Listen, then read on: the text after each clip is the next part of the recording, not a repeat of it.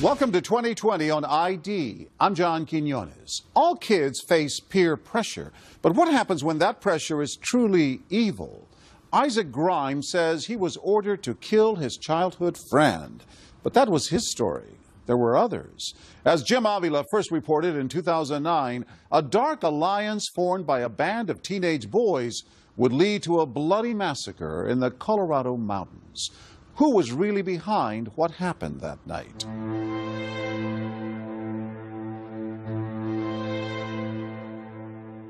This was a very violent crime scene. There had been a whole lot of terror happen in that home.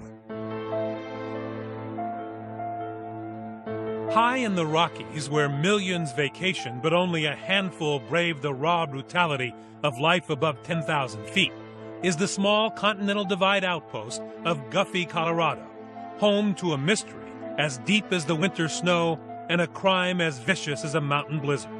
It's rare to get a call there of any kind, let alone something like this. Back in January of 2001, Leonard Post was an investigator for the district attorney in the area around Colorado Springs. On this New Year's morning, he's surprised to be driving up into the mountains on a homicide call. Guffey's a small community. It's very rural. Ranching community, good folks.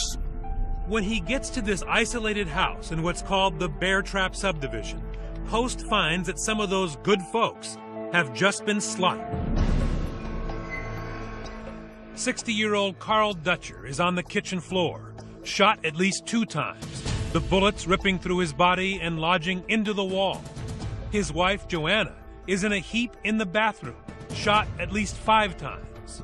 What did the bodies themselves and where they were found, what did that tell you had happened? It told me initially that they had been sleeping. Mrs. Dutcher was in her nightgown. Mr. Dutcher had a robe on. I did not see any forcible entry into the home. So initially you would think that someone knew this family.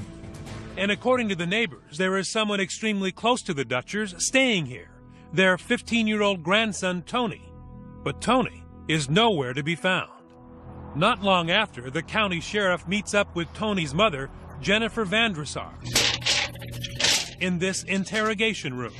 Any questions of us that we can try? Like I told you, we don't know what happened. So the sheriff comes and talks to you, right? Right, and I'm like, where's my son? It's really mixed. I can't decide if I feel better that my son wasn't in the house, or if I feel like confused that he wasn't there. Do you know what I'm saying? I hope he just saw something and got scared and ran. That's what I hope. And then it dawned on me, he thinks my son did this. Did he have any firearms?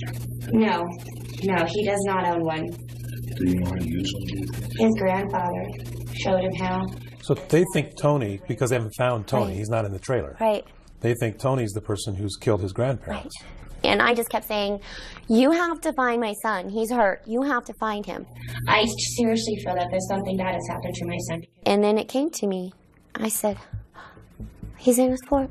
Please go check that fort. The fort, she explains, is a makeshift campground 100 yards up a hill, overlooking the Dutchers' home. When investigators get there, they confirm Jennifer's worst fears. They find her son Tony is a victim, not a killer. Leonard, you need help? Yeah. The boy is dead in his sleeping bag, his throat slashed to the spine. And I thought I saw a knife over there someplace. So there was a very bloody, messy scene. Yes, it is. How old is this kid? Supposed to be about 14. Was there evidence of a fight? No evidence whatsoever. Such an utter lack of a struggle, there is even a board game undisturbed next to the dead body. And the Scrabble game, of course, is a game for 2 people. Yes, What did that tell you? exactly that. Who else was here with Tony? When Tony's mom, Jennifer, hears the news, she is so upset, she says she had to be taken to the hospital and sedated. But before she leaves, she gives a hint about who else might have been there.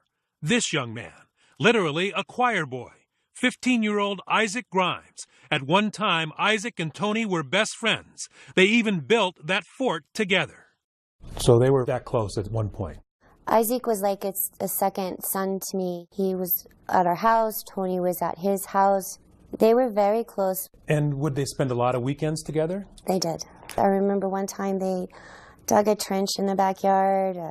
They'd go camping. Just fun boy stuff. As teenagers do, the boys had drifted apart.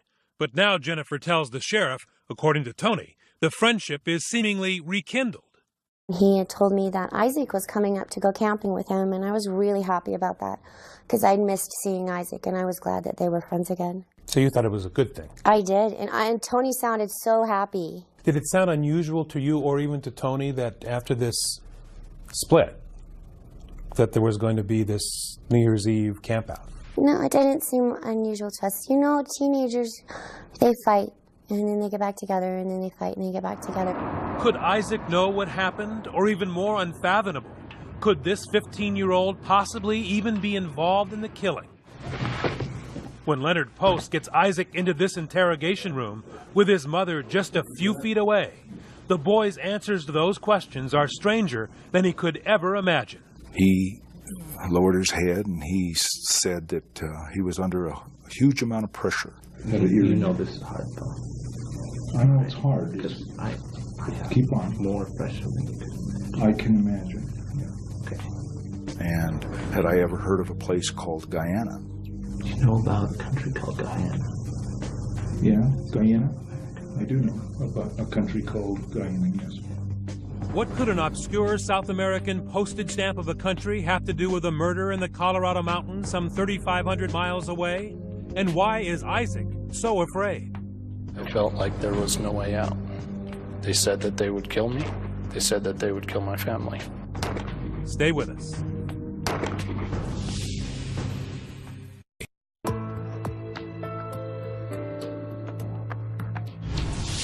Teenagers Isaac Grimes and Tony Dutcher had been best friends. Now, one is dead along with his grandparents, and the other might be the murderer. As investigators try to get to the bottom of the case, they're left wondering what went wrong between the two boys. Once again, here's Jim Avila. The boys come from good families. That's the part of this that really bothered me. This could happen to anybody. I did a horrible thing, but I cannot take that back. So how did Isaac Grimes, this apparently normal, innocent-looking 15-year-old, get involved in something so horrible? He was just a quiet teenager at Palmer High School, Colorado Springs, Colorado. It's like any other campus, full of teenagers trying to find their identities. Fitting in, though, didn't come so easy for Isaac. I wasn't a people person. So you want Mr. Popularity at school? No. This is the first time Isaac Grimes has ever spoken about what happened back then, back when everything was still normal. Your parents describe you as a sweet boy. Sweet, maybe, but strong-willed all the same.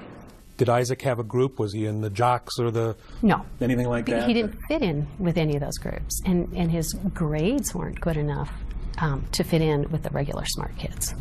So he was by himself? Well, except for Tony. Long before they would be linked in a sensational murder case, Tony Dutcher had been Isaac's best friend. But as they enter high school, they've drifted apart, and Isaac is lonely. But his parents, Donna and Rob, start to see him with a new friend. Genocide, known as ethnic cleansing, has been practiced in the world by many cultures. His name is Simon Sue, seen here giving a speech in class. His strong personality draws Isaac like a moth to a flame, a charismatic senior paying attention to a nerdy freshman who's looking to be part of something. And one time I had said, you know, Simon's a senior, why is he hanging out with you? And he said, because I'm smart. Isaac and Simon began a schoolyard friendship that would last up until the murders, broken apart by two very different stories about what happened New Year's Eve deep in the Rockies. Isaac Grimes' version would send chills up the spines of hardened detectives. What would you have done for him? Murder. So pretty much anything? Yes. It begins innocently enough. According to Isaac, video games and chess matches. Before long, though, fun and games are over. Simon introduces Isaac to two of his other friends, John Matheny and Glenn Urban.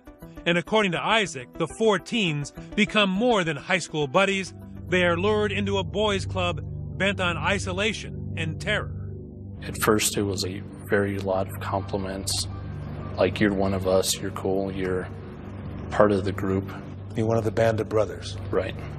According to Isaac, he learns this band of brothers actually has a name, OARA, Operations and Reconnaissance Agents.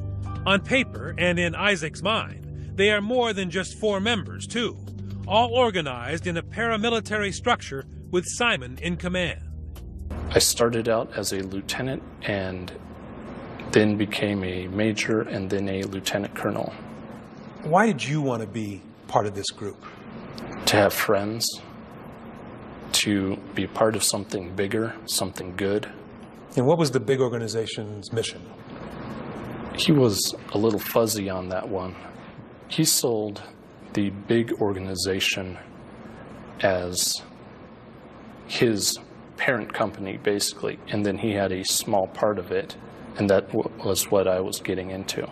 He didn't know that he was getting involved in a cult, of course. I mean, he thought that he was affiliating with boys and doing something important. Dr. Kathleen Mann is a national expert on cults, a label she has no problem attaching to Simon Sue's OARA. This is the way that all these groups work, is that they get you emotionally invested, and then they start to disclose their inner purposes, and by the time you figure out what's going on, you're involved. In this case, involved in something increasingly militaristic. According to Isaac, Simon trains them for violence, shooting practice at a range like this, showing them how to clean and dismantle firearms. Then Isaac says he learns Simon, whose family is from the small South American country of Guyana, is actually getting them ready to help put down a threatened, possibly just imagined, coup attempt in a place few Americans can find on a map. News of what happened shocked this nation and the world. In fact, Guyana is best known for a cult tragedy of its own. A congressman on a fact-finding trip to the South American nation of Guyana was ambushed, shot, and possibly killed. The murder of American Congressman Leo Ryan and the subsequent murder-suicide of People's Temple leader Jim Jones and 918 of his congregation who followed him from California to the jungle outside Jonestown, Guyana. It remains the largest mass suicide ever. Guyana was supposedly the headquarters of the group. The group was based there. And what, if anything, were you guys supposed to do or be ready to do? To be called up into service. Simon said he might send us down there to fight. 15-year-olds? Yes. And did you believe that? I believed that he would, if the necessity came up. Why doesn't somebody just walk away? How can you? You can't walk away. You open the door and you walk away. You cannot. It is, you don't understand the power of the situation, the power of indoctrination. Isaac's parents say Simon preyed upon their son, stalked him, and turned innocence into evil. So he was emotionally vulnerable at that point. Oh, yeah. Now that you look back on it, do you think that was attractive to Simon? Oh, yeah. It's a shark in the water thing. You smell blood, and I think Simon smelled blood. And that is Isaac's story. Simon brainwashed him to believe and do whatever he was told, including, as Isaac told us, kill. Not in the jungles of Guyana, but much closer to home at that campground in the Colorado mountains, as he admits to investigator Leonard Post in the Colorado Springs Police Station interrogation room, with his mother right there. You did cut Tony's throat? Okay. Where's the knife? You don't know? When he said, I killed Tony, what did you see in the eyes of this 15-year-old boy? I was very afraid, very sad, very depressed, but scared. So you saw remorse? Huge amount of remorse, yes. It was a moment that you won't forget. But there's just one problem. I sleep perfectly at night. I have a clear conscience. I don't have blood on my hands. Simon Sue says it's all a lie. When we return, who's telling the truth? Was Simon Sue the mastermind Isaac claims? I had been trained into obedience, like a dog at heel. Does he believe he's brainwashed?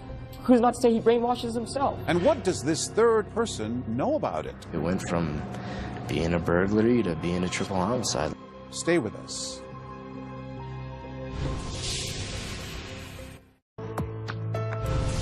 Tony Dutcher has been murdered, and his childhood friend Isaac Grimes has confessed. But the question remains, why did he kill? Once again, here's Jim Avila.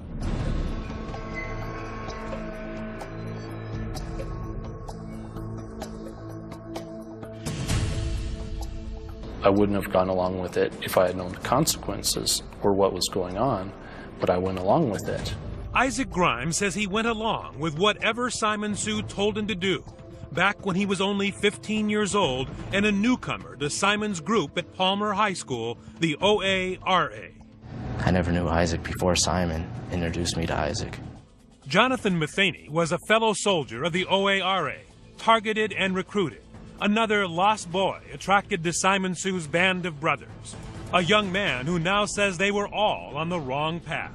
What this says what now? Lost soul. And it sort of describes the way you're feeling? It's kind of been my whole life. It's just kind of a lost soul going the wrong direction. You know? Kind of a lost kid, lost soul. Pretty much says it all in those two words.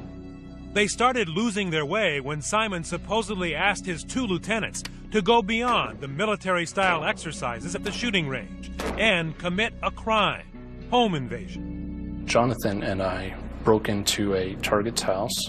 It was a specific friend that Simon had from school. We burglarized that house twice and recovered weapons from there. And what'd you do with the weapons? Gave them to Simon. Isaac says Simon Sue is storing lots of weapons and telling him and the others in the OARA that it's all part of the plan to eventually help in a struggle in his family's home country of Guyana. And at no point did you think this guy's just a nutcase and making stuff up? No. Why? I'm not sure. I think I should have. Were you scared doing this? Yes. I didn't want to get caught, and I was scared of the consequences of not succeeding. Isaac says that in this mountain paradise, those consequences were made painfully clear. Like a much more serious version of that child's game Simon Says, failure to follow orders resulted in immediate torture. Elaborate pranks, he says, that turned him into a 15-year-old automaton, repeated punches to the stomach, and being forced to eat and drink until he could hold it down no more. I used to vomit a lot. Just throw up? Yeah. Did some damage to my teeth, I think. Pieces of the teeth began falling off. Then there was always the hanging threat of execution, or execution of my family also. Did you believe him that he could do that? Yes. He had me make keys of the house for him. Your house? Yes. He had me bring pictures of my family for him so that they would know who to kill. I remember being very afraid that he was always watching me. I used to go to the bathroom with the lights off because I thought someone might be watching me. Your dad says at the end you didn't want to turn the lights on at all in your room. Correct. It was dark. I asked him to put a bar in my window so it couldn't be opened. Isaac's parents saw their child change before their eyes, deeply paranoid and obviously in need of help. So as parents, you were involved and you weren't ignoring what you were seeing. No. You were seeing some danger signs. Yeah, and talking and yeah. And I thought he was on drugs. So did you confront him? Yes, I did. And we argued about it. We did everything we knew how to do. And we called in every resource that we knew how to call in. We had him visit with our pastor. We visited with the psychologist. And we visited numerous times with his school counselor. Mm-hmm. Through all that, though, he is opaque. He will not reveal that he's being terrorized. No. Simon told him that anyone he told would be dead. So I think it was just very much, very intentionally making sure that there was nothing that we could know. How did he view Simon Sue? He viewed him as a leader, as his controller, as his military superior, that he had powers that went beyond a normal person. Dr. Kathleen Mann, a cult expert, worked on Isaac Grimes' case and believes his story. He believed that he would be killed. Now, whether that makes common sense or not is not really relevant. What's relevant is that he believed this, and that all members of these kinds of groups believe things that we don't understand. This is the byproduct of indoctrination. According to Isaac Grimes, the indoctrination takes a critical turn about the time they began those burglaries, when he is forced to repeatedly watch this video called Faces of Death. He said that I needed to toughen up, so he brought Faces of Death videos, which are basically just gory videos. Where people are killed and... Yes, and had me watch those. And what effect did it have on you? I think that it desensitized me to violence. By now, Isaac Grimes is poised for the real violence. I had been trained into obedience, like a dog at heel. Simon said, do this, you did that. Almost like the game, right? Yes. Simon says. What did he tell you to do? He told me that I had to prove myself by committing murder. Murder. The intended victims? That unsuspecting family in the remote mountain outpost, the Dutchers. Isaac's former best friend Tony and his grandparents Carl and Joanna. OARA was on the move. Put in action, Isaac says, by Simon, who conveniently leaves on a family vacation to Canada, leaving Jonathan and Isaac to carry out the horrendous plot. So you took it as an order? Yes.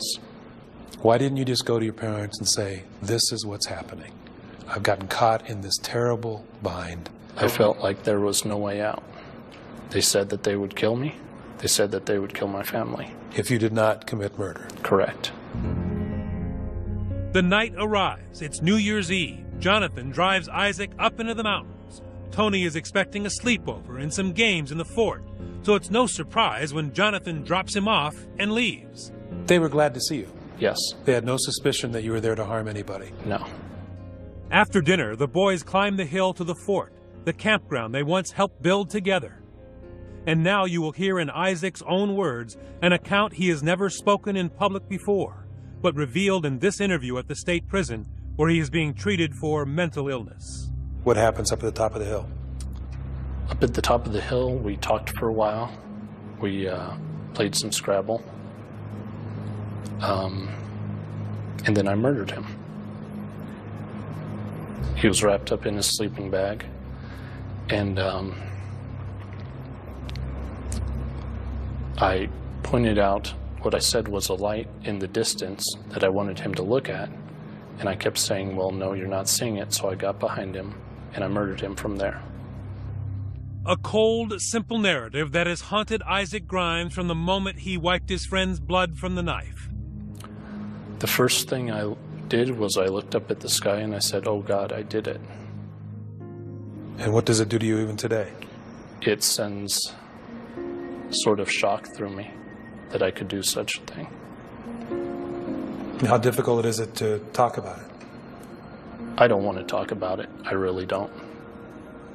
And for a long time, even when confronted by police with his parents at his side, Isaac Grimes refused to admit it. And I really want to believe you, Isaac. I do. But I've got to look at what we have found here. And some of it isn't fitting. When we come back, police tear apart Isaac's story, and the teens turn on each other. I have nothing to lose. Unknown probably the ones going to send him to jail. Who's going to think that your best friend is going to, cost you the rest of your life? Who is telling the truth? Stay with us.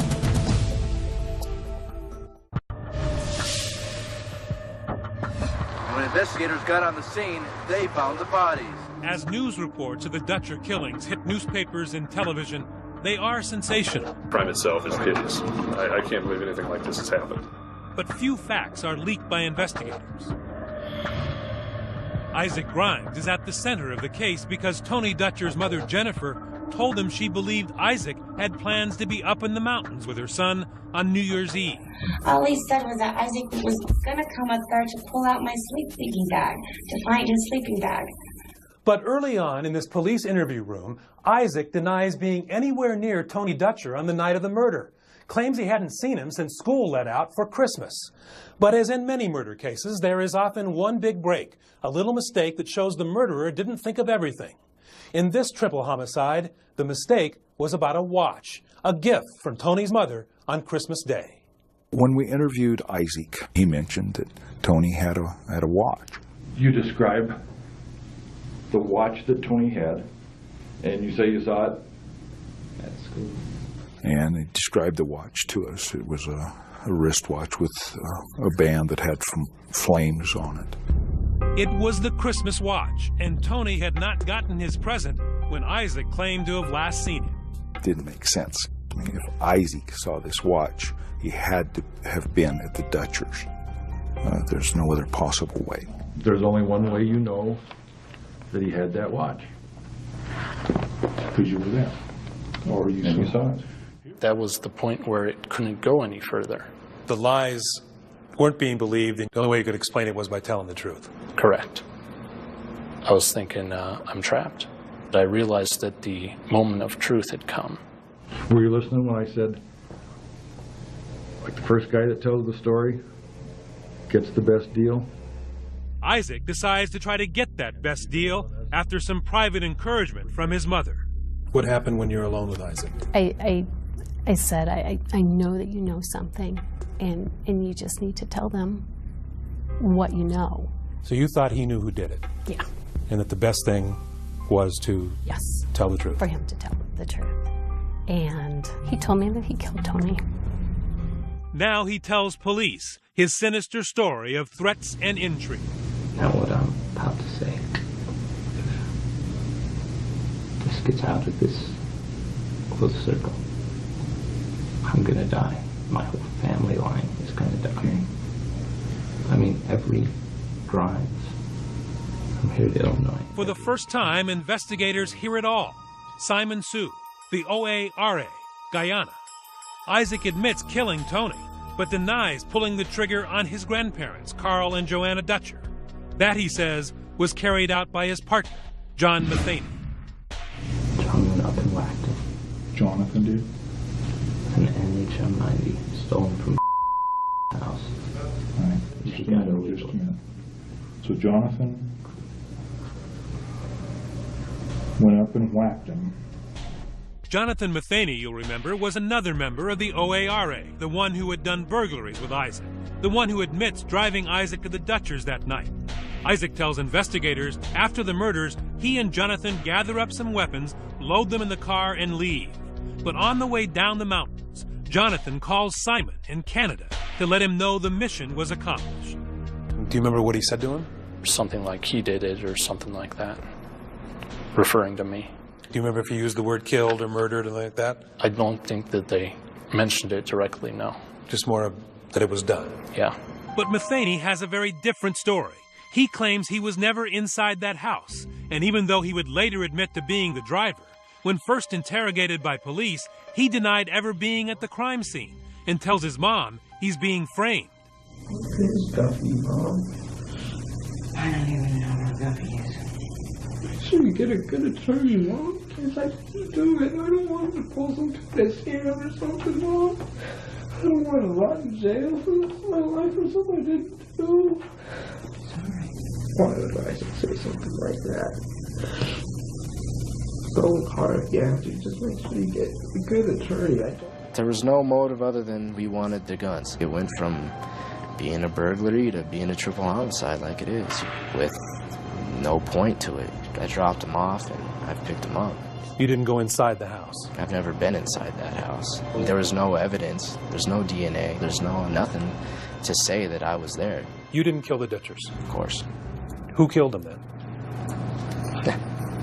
I can't say I wasn't there. What do we have today that tells us that Isaac is telling the truth and Matheny is lying?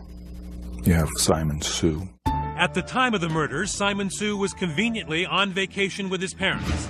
But when police get him inside their interrogation room, the chess master is in check and, threatened with a harsh sentence, gives up not just Isaac, but his buddy, Jonathan Matheny. I have nothing to lose. I'm probably the ones who are going to send him to jail. I don't...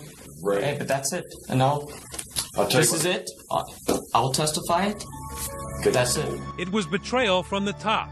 Simon tells investigators that in that phone call right after the murders, Jonathan implicates not just Isaac, but himself. From your understanding, who killed who? Okay. Isaac killed Tony and John killed the other chick. Who's gonna think that your best friend is gonna, you know, cost you the rest of your life? When we come back, was Simon Sue really controlling his classmates? What Charlie Manson did, that's a cult. What Jim Jones did, that's a cult. Heaven's Gate, that's a cult. What I did doesn't come to that level. Stay with us.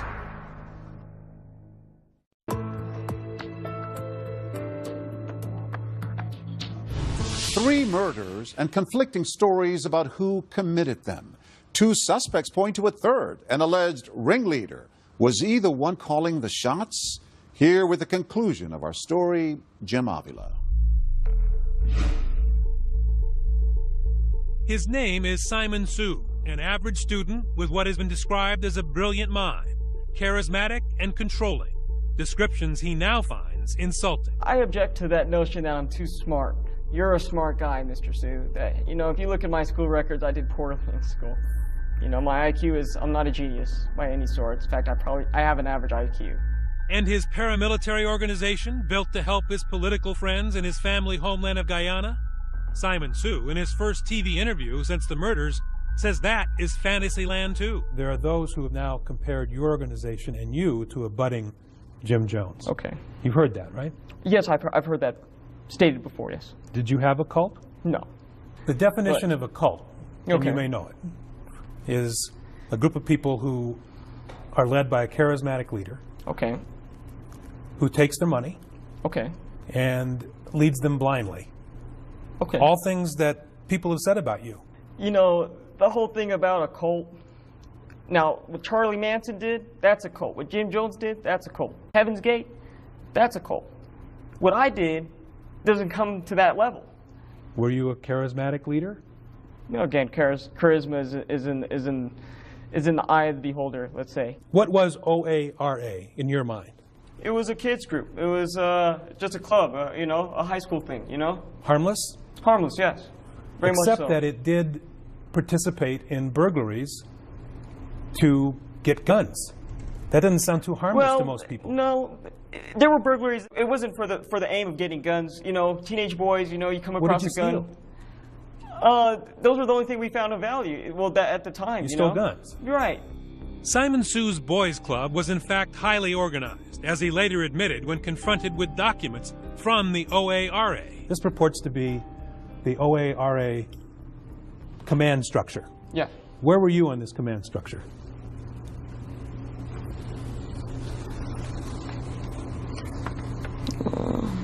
It's only one page. Okay. I guess I would be at the top. Simon Sue claims that Isaac Grimes is making up a story, and he denies being a commander of some kind of paramilitary outfit. But this piece of paper, in his own handwriting, contradicts that denial. And where are John and Isaac? Somewhere down there. You didn't give them orders? They didn't report to you? No, to say they were it happened a few times, you know, that we had this thing going, you know. It was make-believe, you know. Make-believe to Simon Sue, but all too believable to Isaac Grimes. How big did you think it was? I thought that it was worldwide. So there was no escape from it in your mind? Correct. Isaac Grimes says you brainwashed him. Okay. Isaac Grimes also says a lot of things. And it's the easy defense. Did you brainwash him? I do not. Does he believe he's brainwashed? Who's not to say he brainwashes himself? They have two, of course, completely different stories. Was that a cult or a boys' club? In my opinion, it was a cult-like group.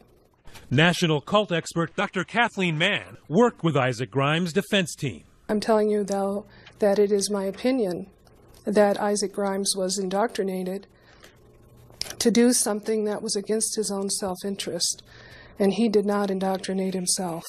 Did you tell Isaac that there were 105 people and that this was a big organization? You know, Isaac, I don't know if Isaac believed that there was 105 or 2 million.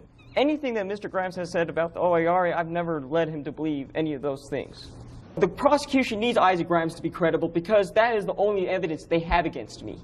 Simon says that you're not credible. You have mental problems, and why would society accept your word? Right. Can you address that? I really can't. It's up to the individual to judge. You're telling the truth? Yes. Clearly, at the beginning, the authorities saw the OARA as a serious threat to Isaac and his family. Look at the security at this hearing for Isaac and John Matheny. Armed guards patrolling the outside. Death threats and tire slashings aimed at the suspects' families prompted tight security at the Park County Courthouse. Inside, both boys wore bulletproof vests for protection from possible attacks. Grimes and Matheny were arraigned on charges ranging from first-degree murder to burglary. But even though police no longer believe Simon Sue is a threat and his organization out of business, Isaac's parents still live in fear, worried that the OARA is much more real than Simon wants people to believe today. You don't look at people the same anymore. They know where to get us and where we are. Capable of violent retribution even now. When I start a car, I open the door and I have one foot in the car and I turn my head and turn the key. We have dogs, 3 dogs now, that will protect us, I hope. You're still afraid that somebody from that organization might kill you. It's that real to you? Yes. So you don't think it was just 4 boys? No. Not at all. In the end, none of the boys wants a trial in the Dutcher killings. Though only Isaac confesses to murder, all 3 of them plead guilty to conspiracy to murder and covering up the crime. Yes, even Simon said to the judge, "I did it." You understand what it means to plead guilty. You understand what you're being accused of, which was planning the murders. Right. And yet you pled guilty, but today you're telling me you didn't do that. I wouldn't have had a fair trial. They all end up with harsh sentences. Isaac, 60 years. Jonathan, 66 years. And the supposed mastermind, Simon Sue, 53 years behind bars. But I still have a son in prison. And I'm responsible. Nadia Sue claims her son only pled because she begged him to take the offer.